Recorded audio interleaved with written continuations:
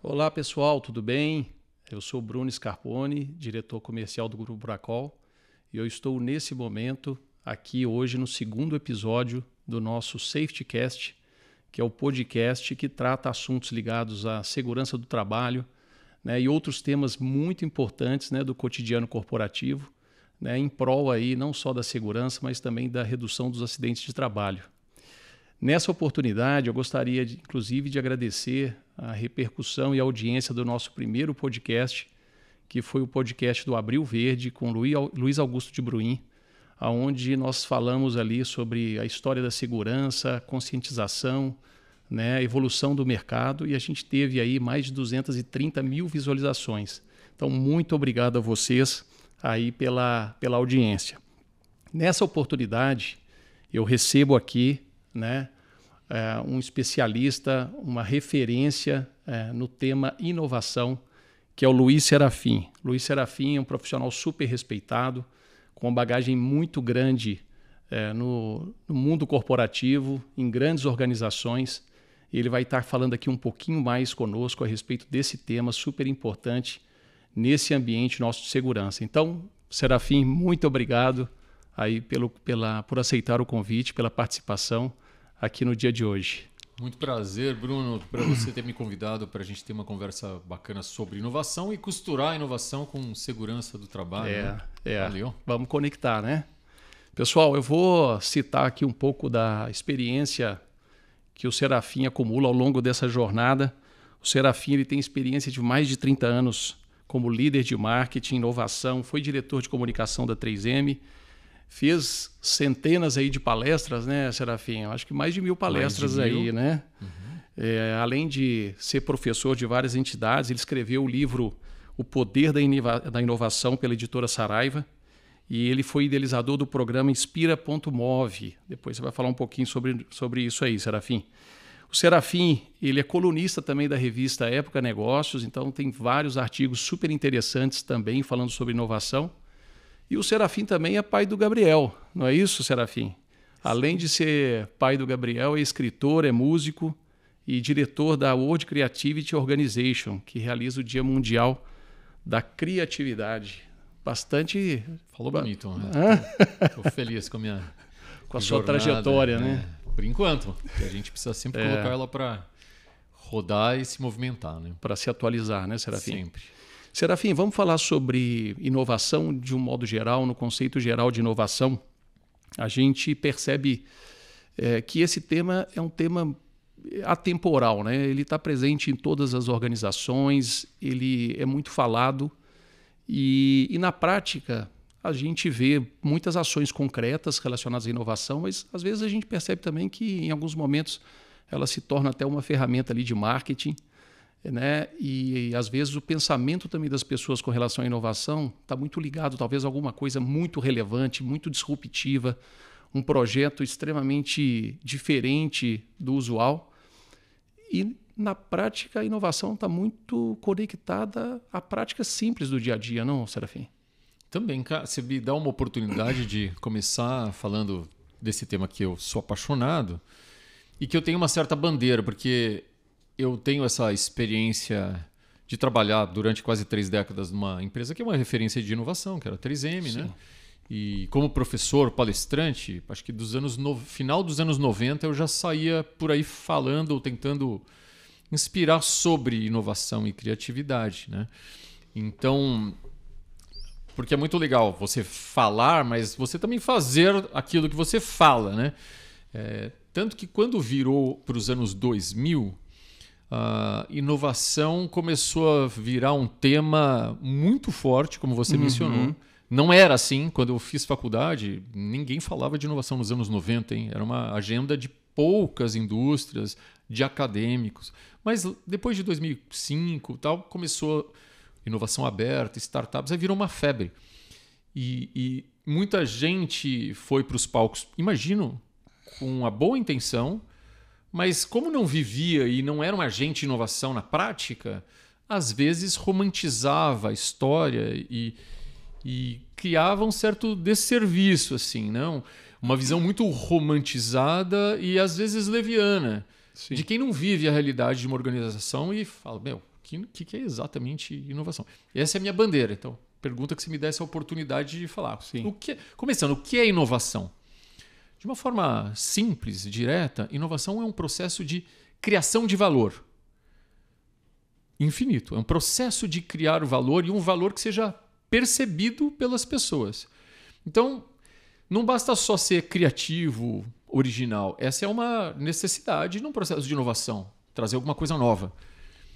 Mas se você traz um EPI, se a gente fala no mundo de segurança, um EPI bacana, com uma tecnologia, está embutido lá um chip que faz sei lá o quê, com design, com material.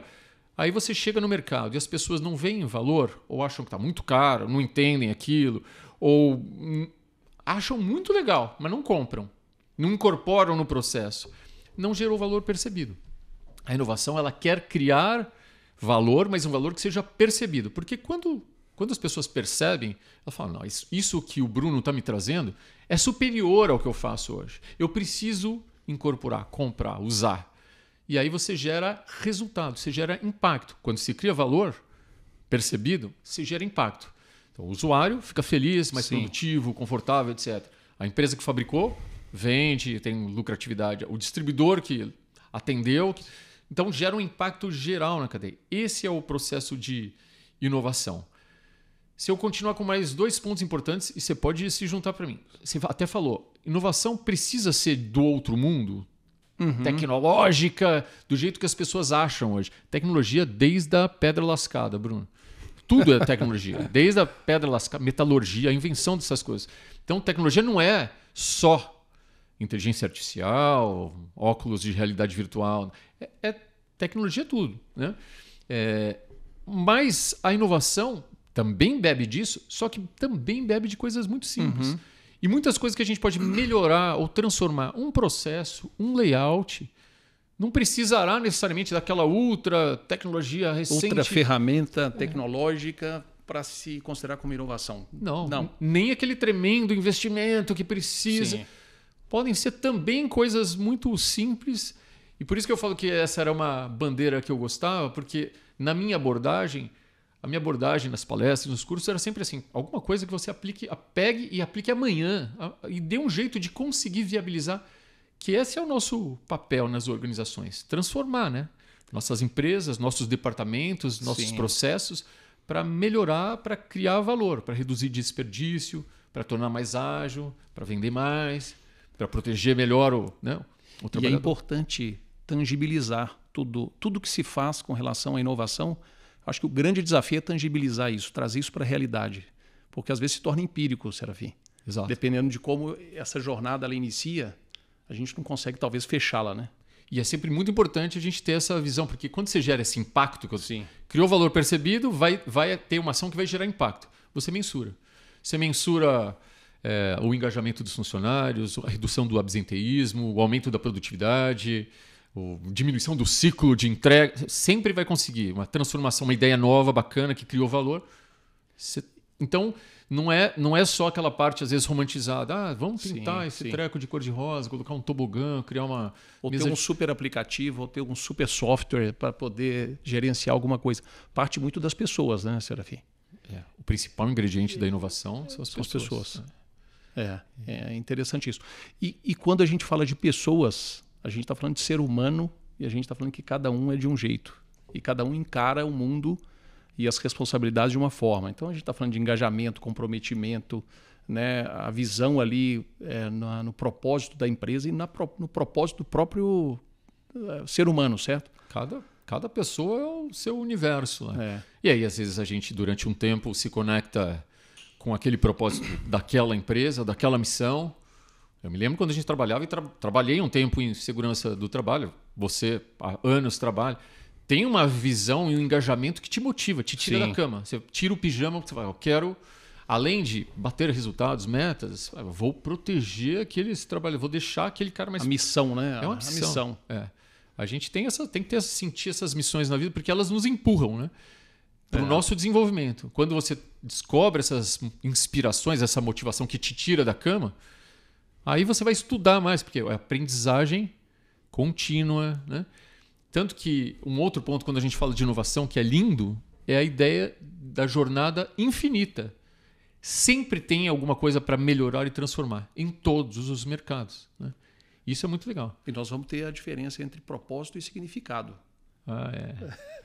Você fala muito bem disso, não, Serafim? Eu gosto de falar. Porque o propósito virou uma coisa meio banalizada nos últimos tempos. De novo, com a melhor das intenções, todo mundo começa a falar de propósito, etc. Mas como se fosse um chamado divino, né? E aí te cria uma angústia, porque eu não descobri na minha vida ainda qual é a minha grande missão. Isso é uma bobagem, né? Na minha perspectiva, estudando um pouco de psicologia, tendo assim, nós temos 1000 coisas que têm significado na nossa vida. Então eu recuso achar que eu tenho uma grande missão na minha vida. Eu tenho várias coisas que me interessam muito. Então, meu filho, que você mencionou. Toda a jornada com meu filho de ser pai e pai orgulhoso de um jovem com deficiência física e que quebra suas barreiras e virou um atleta paralímpico. Tem 1000 coisas com ele, mas a minha vida não é só ele, né? É por ele também, mas não pode. Aí eu tenho a outra jornada, a profissional, eu tenho a de professor, eu tenho a de músico, eu tenho várias. E muitas coisas me inspiram e eu quero fazer essas várias coisas. Então a gente tem que acabar com essa história de o que eu nasci para jogar futebol, nasci para ser médica. Não. Você tem um monte de talento que você tem que estar pronto para jogar. E às vezes, naquela missão, pode desbotar alguma coisa. Aí você muda. Tanta gente que a gente conhece que mudou a vida, a carreira, né? Interessante que eu imagino que em cada ambiente também a gente se transforma, porque a gente tem ali um significado. Por exemplo, você vai tocar com a banda lá, tem o dia do ensaio. É um Serafim diferente ali para conectar com o pessoal, para poder seguir o ritmo da música, da banda. Quando você vai para suas palestras, para consultoria, etc., também é uma outra conexão que se estabelece, né? Então a gente se adapta todo o tempo, Serafim, aos ambientes, né? Essa leitura é correta, né? Porque a gente fala do propósito como algo fixo, né? Como algo único que nasce e morre do mesmo jeito, né? Eu gosto muito dessa abordagem que é propósito que eu falo, né? Propósitos são plurais e mutantes. Então, sempre são vários e eles podem mudar, né? E esses universos que eu incentivo muito, se a gente quer ser inovador, seja em segurança do trabalho, em qualquer coisa, é bom a gente se especializar em coisas, claro, ter alguns, umas autoridades, né? Uma autoridade, credibilidade em áreas, em alguma área específica, mas é bom ter esses vários pratinhos, né? Panelas no fogão. Porque, você falou, quando eu estou tocando música, fazendo meus ensaios, é um outro universo, são outras ideias, é uma outra coisa. Outra vibe, né? Aí quando eu estou dando palestra, visitando em agropecuárias, lá, empresas, cooperativas agrícolas ou banco, é outro universo e outras pessoas, e um tremendo aprendizado. Quando eu estou com meu filho treinando no Comitê Paralímpico, é uma outra... E tudo isso combina e te inspira e mistura, aí que a gente consegue inovar, rompendo bolhas, misturando repertórios, né? Vivências. Eu sempre digo, Serafim, aí a gente pensa sempre, né? O objetivo principal é a gente estar olhando ali para o ambiente de segurança, saúde do trabalho, mas a gente tem, por exemplo, na Bracol, por exemplo, são praticamente quase 3.800 funcionários.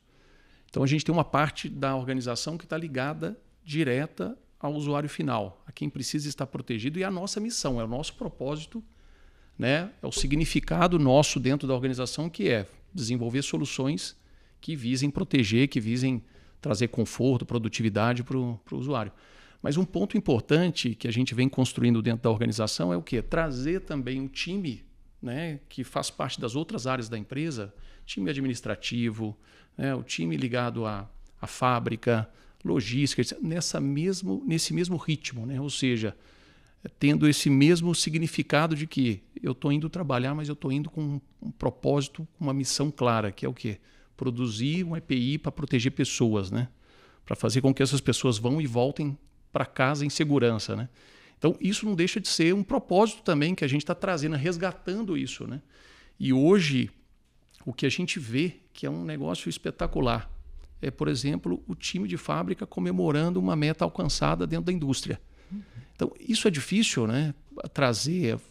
Eu digo que não tem um banco de MBA, de faculdade para ensinar tudo isso. Faz parte de uma mudança também de cultura, mas que tem a ver também com tudo isso, com significado, com propósito, né? Com conexão, né?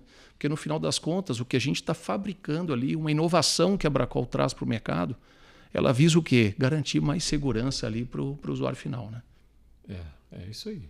Tem aqueles ditados meio batidos lá que as pessoas falam, né? Que pergunta para uma pessoa assim, o que você está fazendo? Estou construindo um muro. O outro fala, não, eu estou construindo a catedral onde as pessoas... Então essa questão que você fala, inclusive conectando com inovação, Sim. é vital. Uma organização, para se mover para a inovação e criar uma cultura de inovação, o propósito é uma das coisas muito importantes. Esse propósito claro, bem comunicado, como vocês estão fazendo na organização. E essa forma de criar um ambiente, esse ambiente conectado e colaborativo, inclusive onde as pessoas se sintam parte do resultado alcançado, com uma voz ativa, com possibilidade de dar ideia, de celebrar junto as conquistas.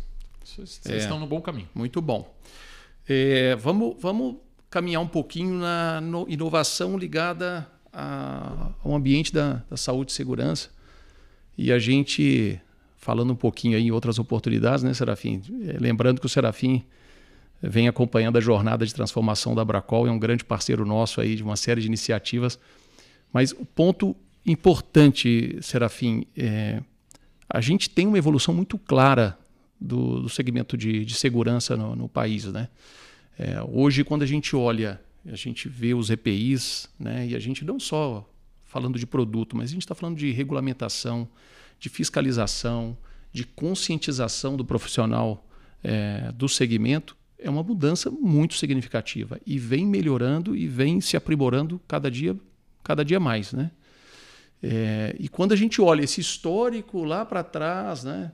Lembrando que a história do EPI ela vem lá de 1940 e lá vai alguma coisa, né? Onde a gente teve ali um projeto-lei ali que chegou para poder instituir o EPI dentro das indústrias, né? A gente tinha condições de trabalho muito diferentes da que a gente tem hoje, né? Isso é uma evolução, partiu de uma jornada de evolução que, de certa forma, tem inovação também conectada, não, Serafim? Todo esse processo que a gente vê em qualquer lugar é muito bacana de ver, né? A evolução de vários atores, vários agentes dentro desse cenário, né? Que a gente chamaria um macroambiente ali, com várias forças, né? E me lembro assim, São Paulo a gente vai no Museu do Futebol. Quem nunca já foi no Museu do Futebol? Não. Você que é um torcedor e tal. É incrível. Você vê as primeiras bolas, as primeiras chuteiras. Você fala, cara, como é que os caras faziam? E qualquer segmento que a gente for imaginar, a gente escutava música, né? Para a gente falar essa jornada infinita de inovação, que é maravilhosa. Eu gostava de contar esses exemplos. Assim, a gente escutava. Como é que seu bisavô escutava música, cara, lá em Minas Gerais? Isso. Escutava ao vivo, porque não tinha registro mecânico. E aí depois você vai. Eu sou do tempo da vitrola, do vinil.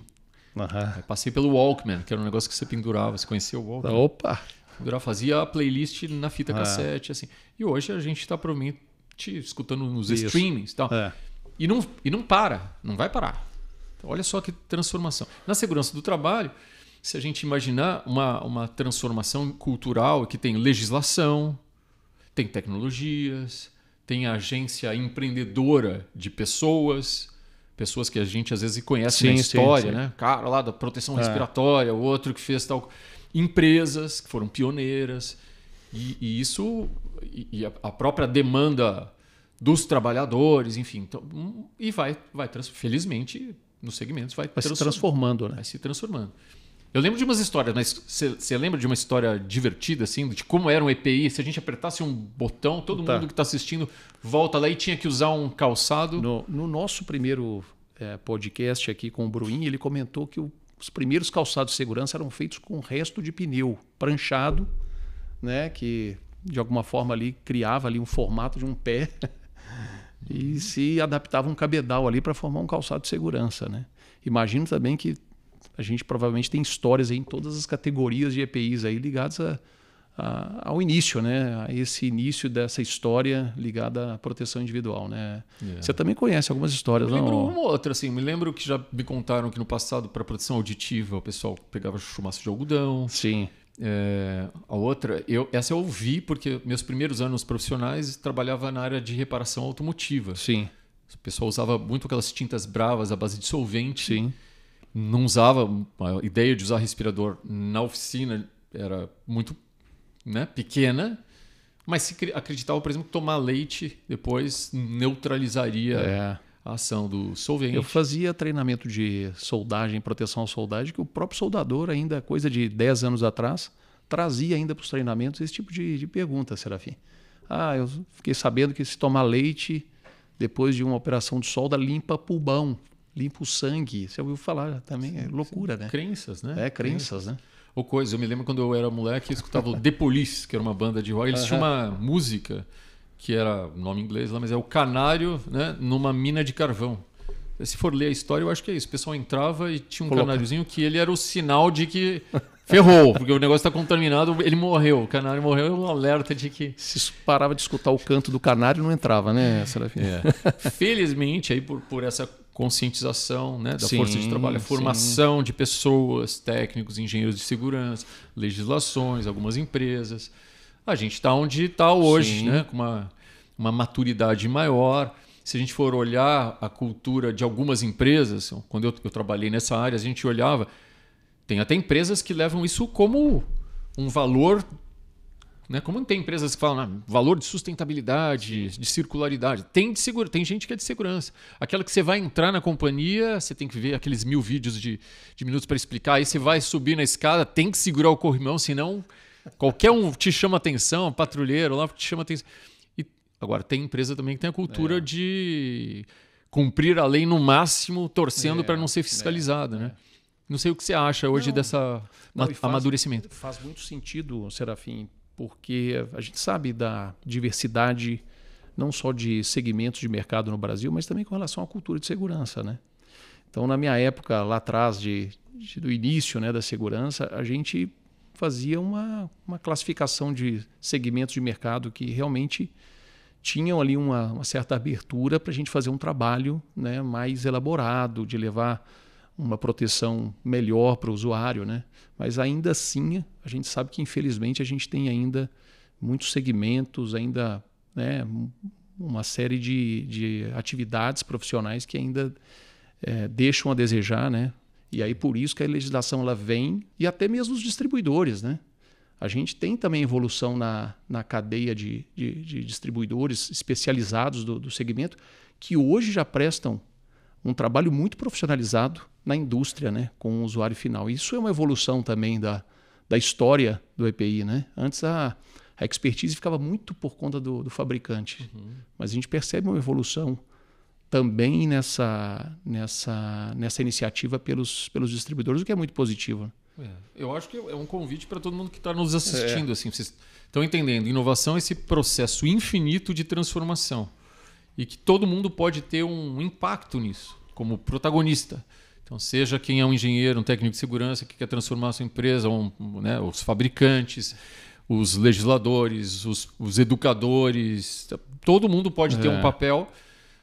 Assim, o que é um pecado, que é o risco de desaparecer e ficar obsoleto no mercado. É não acompanhar as tendências, não entender essas várias transformações que estão acontecendo nas várias dimensões, né? A pressão da força de trabalho, da legislação, dos novos materiais, das novas tecnologias. Não vejo isso, não quero ver, quero continuar preso no que eu fazia. Risco de desaparecer, isso não pode. Então, aí, no mínimo, a gente tem que estar sempre sintonizado em qualquer negócio que você trabalha, em qualquer função, sintonizado nessas transformações que estão acontecendo e tentar trazer e aplicá-las. Ou, se você quiser, mais ousado ali no propósito, né? Num dos seus propósitos, significados, ser um pioneiro, ser aquele que começa a cutucar para mexer e conquistar transformações positivas. Né? E no contexto da inovação, o indivíduo ele tem que buscar mudança, né? Transformar o mundo. Então, às vezes, o técnico de segurança ele espera que a medicina oriente para aquela tomada de decisão, né? E a gente tem que realmente enxergar ali talvez um ponto de ajuste ou melhoria e ser transformadores. Né? Isso contribui, né, nessa jornada de evolução. E a gente observa de um tempo para cá, tudo isso que vem mudando é parte do comportamento dos profissionais, né? Dos prevencionistas. Isso é extremamente importante. Puxando uma coisa muito mais sofisticada, lá eu dei aula no mestrado da GV recentemente, lá, li um monte de texto lá para poder conversar com os alunos. o pai do estudo da inovação, é um economista, um dos primeiros que escreveu sobre inovação. No ponto de vista de empresa, ele era o cara que começou a destacar esse papel do empreendedor, da figura. Antes não tinha, ninguém destacava, mas ela é fundamental para a inovação, para a transformação, né? Esse papel protagonista do agente empreendedor, da empresa, da firma, mas lá dentro tem um técnico de segurança, um engenheiro de produção, um cara de marketing. Nós temos que fazer esse papel, né, para mudar as coisas. Para mudar as coisas, né? Mas o que a gente percebe, e até levando em conta, por exemplo, as feiras que a gente participa, principalmente na Europa, a gente vê uma mudança muito significativa comparado com o padrão que nós temos aqui no Brasil, né? Quer dizer, são EPIs que pouco, né, lembram os nossos EPIs aqui no Brasil. São EPIs que, por exemplo, num calçado de segurança, nós temos hoje calçados que você pode ir para o shopping, pode ir trabalhar e no final do dia assistir um cinema, que você está muito bem vestido, mas protegido, né? E ao mesmo tempo tendo ali o engajamento do colaborador usando o EPI, porque ele se sente bem, né? Porque o EPI no passado não era bonito, né? Não era bonito. E a gente vê pela própria Bracol, né? A gente vê um portfólio que a gente fala o seguinte, né? Além da tecnologia, um portfólio diversificado, com tecnologia mais colorido, né? A gente teve recentemente na feira da Maisar na Alemanha, e a gente não via calçado preto de couro. A gente não via calçado preto, né? A gente via calçados extremamente tecnológicos, mas numa linha muito próxima do que a Bracol vem tentando desenvolver, né? Sair dessa linha do sapato tradicional, incorporando ali tecnologia para quê? Para que a gente possa ter não só o usuário com conforto, né? Com um produto mais tecnológico, e que ele possa se sentir bem, né? É o que a gente diz, né? A gente tem a indústria da moda e a moda na indústria de segurança. E é meio por aí, né, Serafim? Porque quando a gente está com algo que a gente se sente bem, a gente vai usar muito mais. Concorda ou não? Claro. Se a gente for agora olhar para o futuro, né? A gente falou do passado com essas histórias, né, pitorescas, às vezes dramáticas, né? Hoje é divertido, mas que felizmente a gente vai evoluindo. Hoje chegou num momento que não está perfeito, então precisa ainda amadurecer essa cultura de segurança, né, nas empresas, etc. Esse valor. Mas olhando para o futuro, tem várias frentes possíveis, né, de desenvolvimento na indústria, né, da segurança. Você falou imagino que um viés muito forte é a ideia do conforto, né? Do conforto e da conveniência de uso, que inclusive vai tornar o impacto da produtividade, né? De trabalhar melhor, trabalhar com mais produtividade, porque estou protegido e mais confortável, meus movimentos, não fico com tremenda fadiga, e assim, vários aspectos importantes, né? Que também são benefícios, impactos de um EPI. Então, eu trabalhei durante algum tempo nessa vertente, né? Como a gente falou das chuteiras antigas, os respiradores antigos, imagina, aperta o botão, vamos usar um lá, entrar em 1960, a gente vai ver como a gente evoluiu.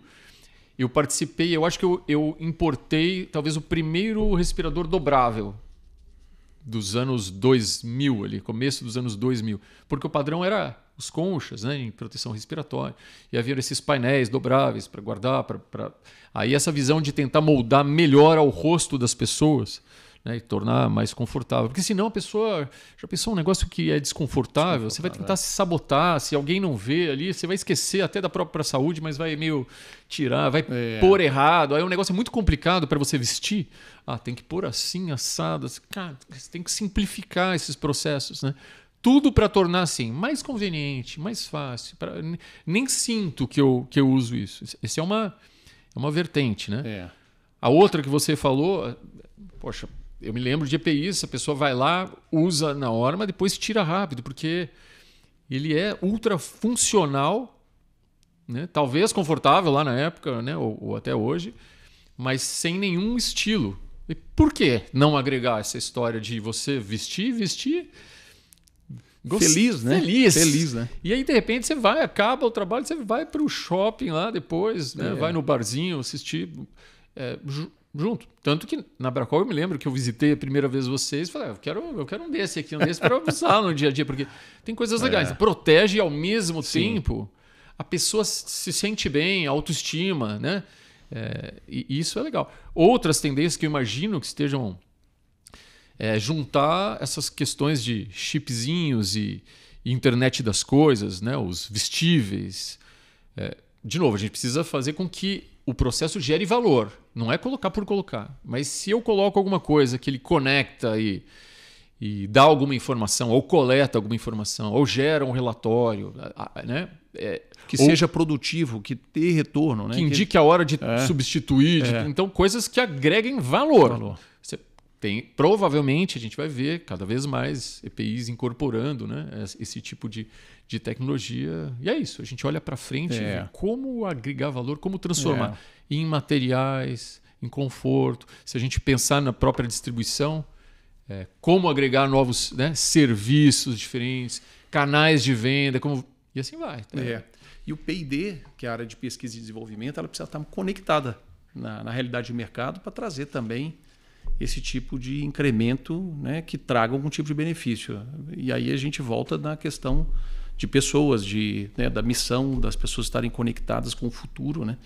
E é um pouco do que a Bracol vem traçando nesses últimos anos. Né? Então, recentemente, nós tivemos, Serafim, o lançamento do Detroit, que é um tênis espetacular, com muita tecnologia.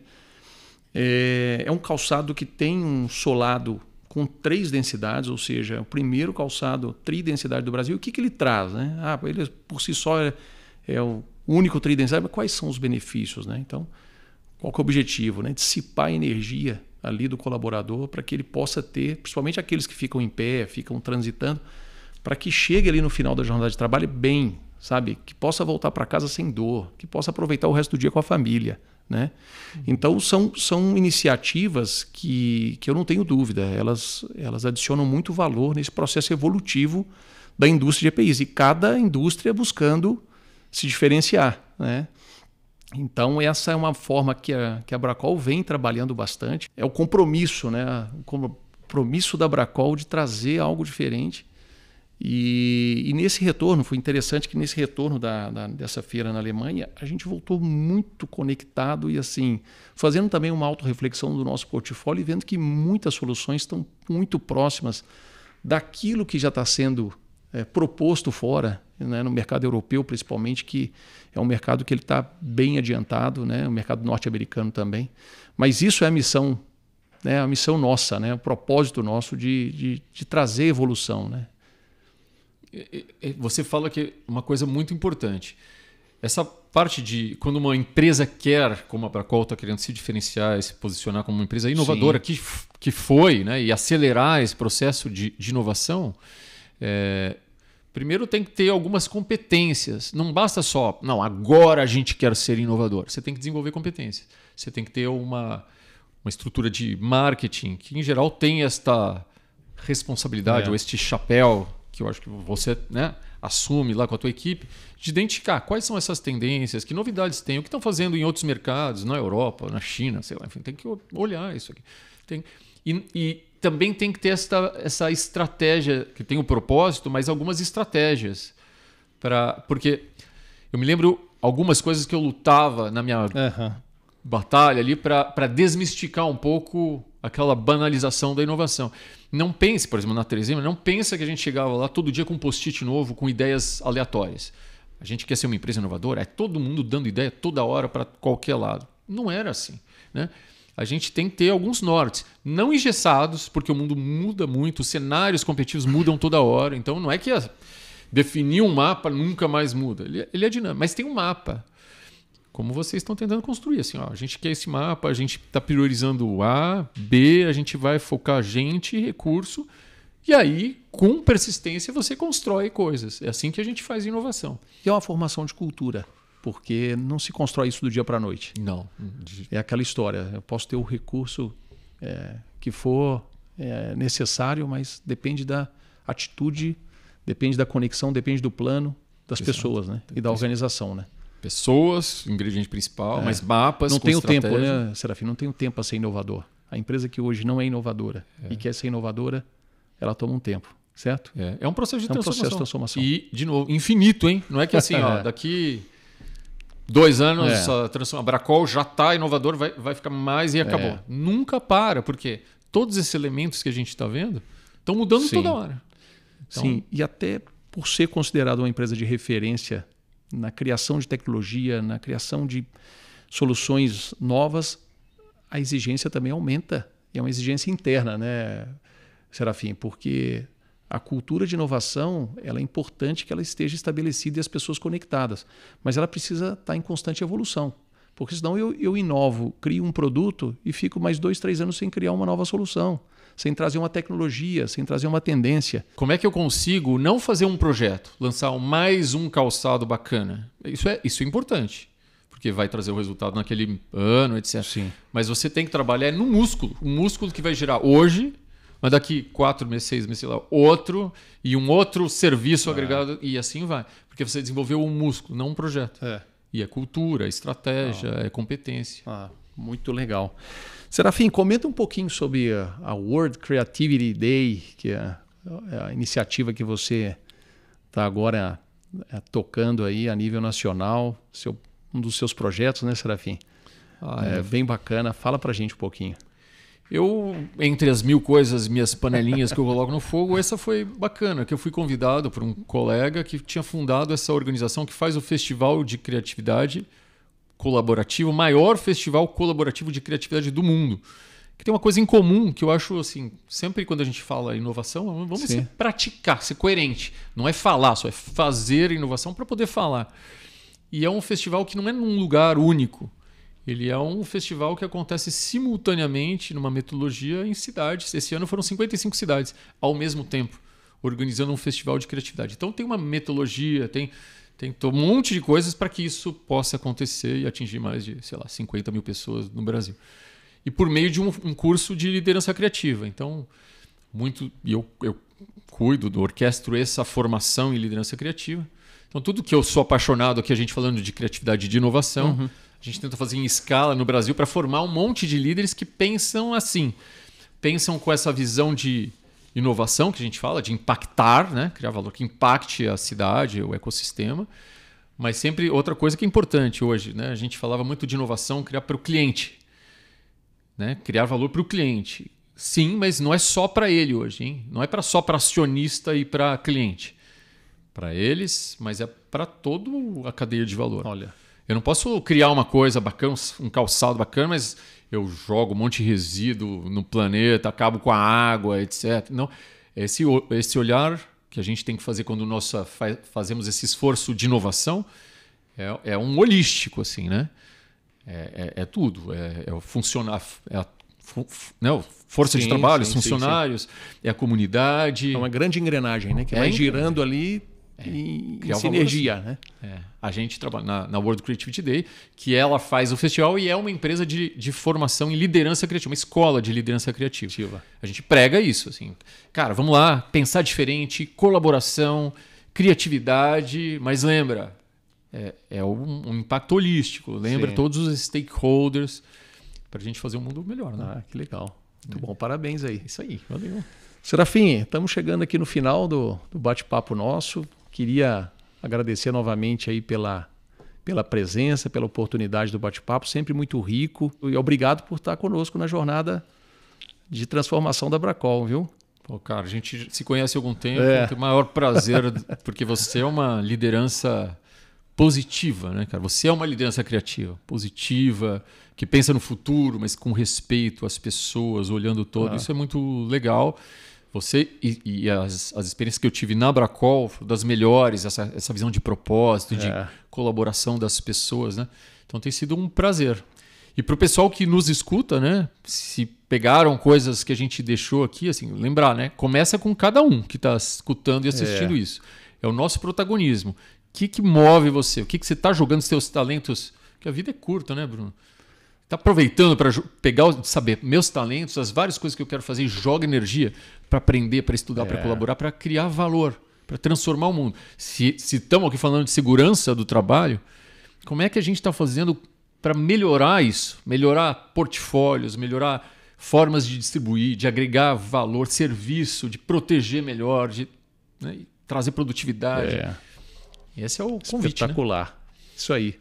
Bons insights, bom papo. Novamente, muito obrigado, Serafim. Pessoal, muito obrigado aí por conectarem conosco e até a próxima.